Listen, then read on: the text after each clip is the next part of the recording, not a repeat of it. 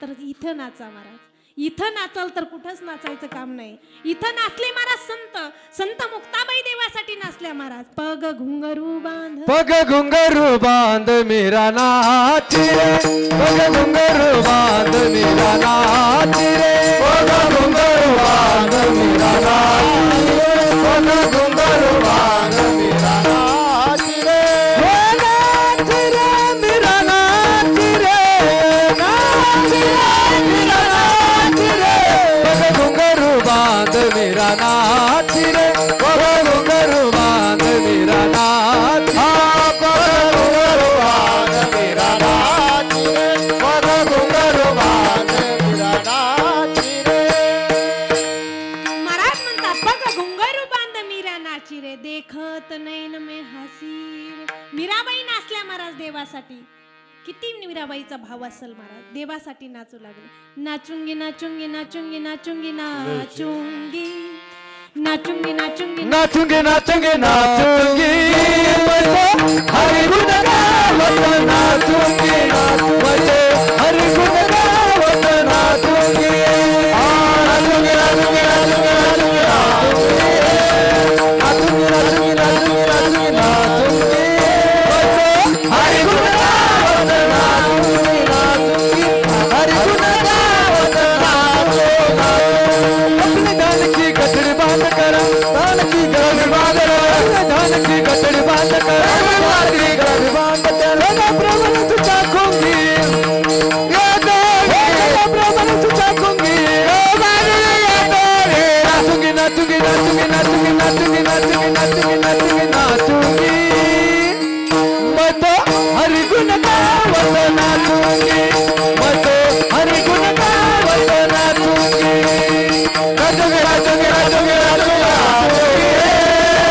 हरि गुण नाचूंगी, हरि गुण गावत नाचूंगी, हरि गुण गावत नाचूंगी. महाराज म्हणता नाचूंगी नाचूंगी नाचूंगी नाचूंगी, मैं तो हरि गुण गावत नाचूंगी. ज्ञान धान की गथुड़ी बांध कर नाचूंगी, मैं तो हरि गुण गावत नाचूंगी. संत मीराबाईनं हातामध्ये विणा घ्यावा आणि सुंदर असं कृष्ण कन्हैयाच्या मूर्तीकडे पाहून नाचावं. नाचता नाचता मीराबाईच्या पितेनं विचार केला, ग मीरा तू आता मोठी झाली आहे, तुझं लग्न करण्याची वेळ झाली आहे. मीराबाईनं सांगितलं, बाबा माझं लग्न भगवान पंढरीशी कृष्ण कन्हैयाशी झालं आहे, आता मला लग्न करण्याची गरज नाही. महाराज देवासोबत लग्न लावलं महाराज मीराबाईनं. कशासोबत? देवाच्या मूर्तीवरती प्रेम केलं आणि मीराबाई काय झालं, देवाच्या प्रेमात पडल्या आणि एवढ्या पडल्या महाराज, हसत नैन में हसत महाराज मीराबाईनं विसाचा प्याला प्याला महाराज. एवढी मीराबाईकडे ताकद होती. जनाबाई, बहिणाबाई, मुक्ताबाई महाराज, जनाबाईनं गौऱ्या थापल्या महाराज, गौऱ्या. आणि एकदा जनाबाईचे एका बाईचे भांडणं लागले. बाया भांडायला लई आगाव, बयाचे भांडणं लागले. लोक म्हणतात ना, बयाच्या भांडणात कधी पडू, त्या कधी एकामेकीच्या झिंज्या धरत्यान आणि एकामेकीला लुचित्यान, याचा भरोसा नाही महाराज. इतक्या भांडखोदळ असतात महाराज बायका. जनाबाईचे आणि एका स्त्रीचे भांडण लागले. आता संत जनाबाई सोबत कुणी भांडेल का, किंवा जनाबाई भांडतील का? कबीरदासाने पाहिलं, जना एवढ्या अधिकाराने मोठे आहात तुम्ही, का भांडण करतात? कबीरा, या स्त्रीच्या आणि माझ्या गौऱ्या पाहण्यासाठी आमचे भांडण चालू आहे. कबीराने सांगितलं, जनाबाई तुम्ही अधिकाराने एवढ्या मोठे आहात की देव तुमच्या सोबत जातो ओढतो, मग तुम्ही सांगा ना तुमच्या गौऱ्या कोणत्या आणि या स्त्रीच्या कोणत्या? अधिकार महाराज संतांचा केवढा होता. संत जनाबाई म्हटल्या, कबीरा ज्या गौरीतून विठ्ठलाचा आवाज निघल ती गौरी माझी, आणि ज्या गौरीतून विठ्ठल आवाज निघणार नाही ती गौरी या स्त्रीची. महाराज काय संतांचा अधिकार होता. निर्जीव वस्तूला सुद्धा बोलावण्याची ताकद संतांकडे होती महाराज.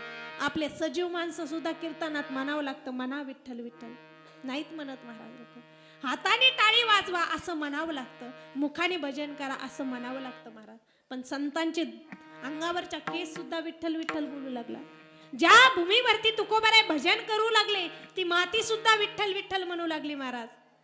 पाषाणाला स्पर्श झाला तर पाषाण सुद्धा महाराज विठ्ठल म्हणू लागला महाराज. एवढी ताकद त्या संतांकडे होती, म्हणून त्या संतांच्या कीर्तनाची ही परंपरा आहे. म्हणून या परंपरेचं उल्लंघन आपण करायचं नाही. होईल तेवढं चांगल्या प्रकारे निभावण्याचा प्रयत्न करा. ईश्वराजा केला नेम चालवी माझा. नामदेवराय सांगतात, देवा माझा नेम असाच चालू राहिला पाहिजे. माझा श्वास गेला तरी चालेल. उरला जीव डोळा तुका म्हणे, जीव आणि डोळा उरेपर्यंत फक्त तुझी भक्ती आणि तुझी सेवा करता यावी एवढाच माझा नेम तू चालू ठेव बाबा. हा भार तू नामदेवराय देवावरती घालतात महाराज. चालवी नेम माझा, तू माझा नेम. संतांनी काय नेम केला महाराज? 8वी पिढीपर्यंत तुकोबाराय महाराज, आज 14वी पिढी आहे तरी सुद्धा पंढरपूरची वारी करतात महाराज. चालवी नेम माझा. आमचा बाप पंढरपूरला जातो, बाप मरून गेल्यानंतर मुलगा पंढरपूरची वारी करत नाही. नेम आहे महाराज. आमच्या संतांनी सांगितलं. आमचा नेम काय आहे महाराज? पूर्वजनापासून चालत आलेला आमचा नेम आहे. संतांच्या अनेक पिढ्या झाल्या महाराज, पण संतांनी पंढरपूरच्या वारीचा नेम सोडला. आषाढी कार्तिकी पंढरीची वारी आणि साधन निर्धारी आन नाही. देवा आता साधन एकच आहे, फक्त तुझी वारी. संतांनी पंढरपूरची वारी केली महाराज. नुसती संतांनी केली नाही, पिढ्याने पिढ्या चालत आली महाराज ती पंढरपूरची वारी. म्हणून आमचा नेम चालू ठेवणार आहेत. नामदेवराय सांगतात, देवा तुम्ही आमचा नेम चालू ठेवा. कुणी कुणी नित्य नेम करतं महाराज, सकाळची पूजा करतं महाराज. अनेक जण नेम करतात महाराज जीवनामध्ये. कुणाकुणाचा नेम आहे महाराज, दिवसभरात एक तरी चोरी केली पाहिजे महाराज. दिवसभरात कोणाच्या ना कोणा शेतातलं काहीतरी चोरून आणायचं म्हणजे हा नेम आहे महाराज लोकांचा. काहींचा नेम असा आहे, काहींचा नेम करायचा असेल तर महाराज देवा आम्ही जन्माला आलोय ना, तुझ्या कृपेने आम्हाला हे मिळालंय ना. पण एक सांगतो देवा, माझ्या हातून कधी चोरी होऊ देऊ नको आणि माझ्या हातून दुसऱ्याचं कधीही वाटुळं होऊ देऊ नको. अरे नाही तुम्हाला चांगलं करता आलं तरी चालेल, पण कुणाचं वाटुळं करू नका महाराज. हे सर्वात महत्वाचं आहे महाराज. म्हणून संतांनी आम्हाला हेच सांगितलंय की देवा माझा जीवनातला एकच नेम आहे, फक्त तुझी सेवा करणं. आणि नित्य नेमाने नामदेवरायांनी देवाची सेवा केली महाराज. एक जन्म नाही, अनंत जन्मापासून नामदेवराय देवाची सेवा करतात महाराज. आणि इथपर्यंत सेवा चालत आली की नाथ बाबांच्या परंपरेपर्यंत ही सेवा चालत आली महाराज. इथपर्यंत संतांनी सेवा केली महाराज. जातीचा धर्माचा विचार देवाने केला नाही महाराज. चोकोबाऱ्या मार जातीमध्ये जन्माला आले महाराज, पण चोकोबाऱ्यांच्या घरी देव जेवणासाठी गेले महाराज. नामदेवराय विचारतात, देवा तुम्ही चोकोबाऱ्यांच्या घरी जेवण्यासाठी झाला, ब्राह्मणाने आमंत्रण दिलंय महाराज, तरी देव तिथं जात नाही आणि चोकोबाऱ्यांच्या घरी जातो महाराज. एकदा तुकोबारा एका गावामध्ये कीर्तनाला गेले. एक आजीनं सांगितलं, महाराज आमच्या घरी जेवायला येताल का? माझ्याकडे काहीच नाही. थोड्याशा कण्या शिजून तुकोबाऱ्यांना खाऊ घातल्या महाराज. तुकोबाऱ्यांनी आवडीनं खाल्ल्या महाराज. त्या देवाला काहीच लागत नाही महाराज, फक्त भाव लागतो महाराज. थोर प्रेमाचा भुकेला हाची दुष्काळ तया. देवाला काही लागत नाही महाराज. किती मोठी पंगत केली, देव जेवायला येत नाही महाराज.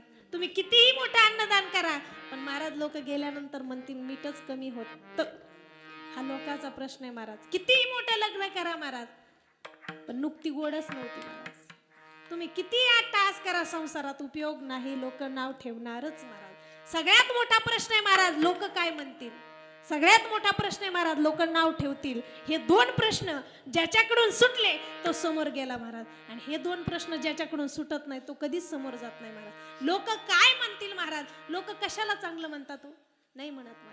म्हणून सांगेल, लोकांसाठी काही करू नका, देवासाठी करा. देवासाठी इथपर्यंत करा. देवा आमच्याकडून काहीच होत नाही, पण दिलेल्या पंचपान दिले, इंद्रिय हात पाय कान मुख बोला या वचन. देवा तू दिल्यामुळे आम्हाला मुख मिळाले महाराज. पण काही जन्मात महाराज देवानी भजन नाही केल्यामुळे कोणाला मुख दिलं नाही महाराज. हाताने टाळी वाजवली नाही तर महाराज हात दिले नाही. म्हणून लोक म्हणतात, संतांनी आपल्याला सांगितलंय महाराज, पांगुळा झालो देवा नाही हात ना पाय. देवा मी पांगुळा झालोय, मला हात नाही, मला पाय नाही महाराज. सकाळचा काकडा ऐकला पाहिजे. आंधळ्या पांगळ्याचा एक विठोबा दाता. कुणी असू द्या महाराज, आंधळा असू नाही तर पांगळा असू, त्याचा एकच आहे, त्याचं नाव विठोबा दाता महाराज. दाते हो दान करा न्या माझं पंढरपूर. का न्यायचं तुम्हाला तुम्हाला पंढरपूरला. तिथं आखमाचा सोयरा आहे, दिनाचा सोयरा आहे आणि तिथं पंढरपुरात मध्ये पंढरीशी पांडुरंग परमात्मा आहे. तो आम्हाला दाखवून द्या. नामदेवराय, ज्ञानोबाराय, सोपान काका, निवृत्ती काका आधी करून सर्व संत नाथ बाबा पंढरपूरच्या यात्रेला निघाले आणि निघाले असतानंतर एका गावामध्ये दुष्काळ पडला महाराज. अनेक गावामध्ये दुष्काळ पडल्यानंतर नामदेवराय, ज्ञानोबाराय सर्व अधिष्ठानाला बसले.